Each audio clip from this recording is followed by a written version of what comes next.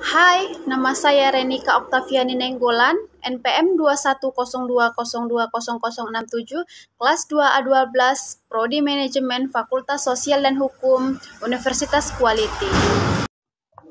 Di sini saya akan mempresentasikan mata kuliah yang saya kuasai dari pengantar manajemen, yaitu tentang pengertian sentralisasi dan desentralisasi beserta contoh studi kasusnya. Sentralisasi adalah sistem manajemen yang memusatkan seluruh wewenang sejumlah kecil manajer atau yang berada di posisi puncak dalam struktur organisasi kepada satu manajer umum.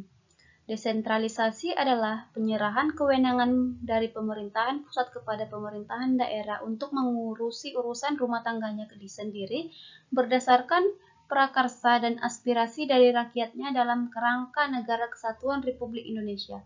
Dengan adanya desentralisasi, maka muncullah otonom bagi suatu pemerintahan daerah. Contoh kasus yang saya ambil yaitu dari sentralisasi. Kasusnya itu adalah perusahaan PT Golden Castle yang bergerak dalam bidang konveksi yang mengalami konflik antara perusahaan dengan karyawan, di mana konflik yang terjadi disebabkan karena adanya miscommunication antara perusahaan dan karyawan. Saya menganalisis kasus tersebut. Hubungan komunikasi adalah satu lingkungan kerja atau perusahaan pasti akan sering terjadi, baik itu antar karyawan atau bawahan dengan atasan.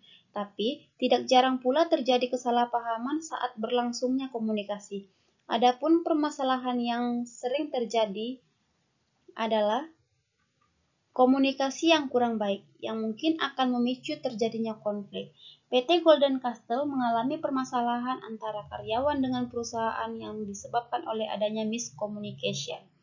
Miscommunication yang terjadi yaitu perubahan kebijakan dalam perusahaan yang mengenai perhitungan gaji atau upah kerja karyawan.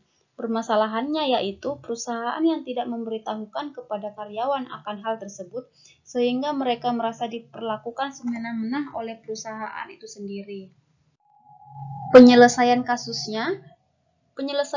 dalam perusahaan PT Golden Castle, seharusnya atasan atau pemimpin bisa mengerti keinginan karyawannya seperti apa. Selain itu, atasan juga harus sering berkomunikasi dengan karyawan. Dengan begitu, atasan dapat mengetahui keinginan dan sifat karyawannya. Ada 4 cara menyelesaikan kasus tersebut, yaitu 1. Redahkan emosi terlebih dahulu. 2. Cari tahu akar dari masalah. 3. Berdiskusi secara terbuka. 4. Mencari jalan keluar. Penutupnya, kasus yang saya analisis yaitu menggunakan teori konflik. Pada perusahaan PT Golden Castle, terjadinya konflik pada PT Golden Castle karena adanya miscommunication antara karyawan dan perusahaan itu sendiri. Adanya komunikasi antara atasan dengan bawahan adalah hal yang sangat penting. Dengan begitu, atasan bisa melihat dan menilai setiap karyawannya. Jadilah pemimpin yang disegani oleh bawahannya, pemimpin yang mempunyai manajemen yang baik.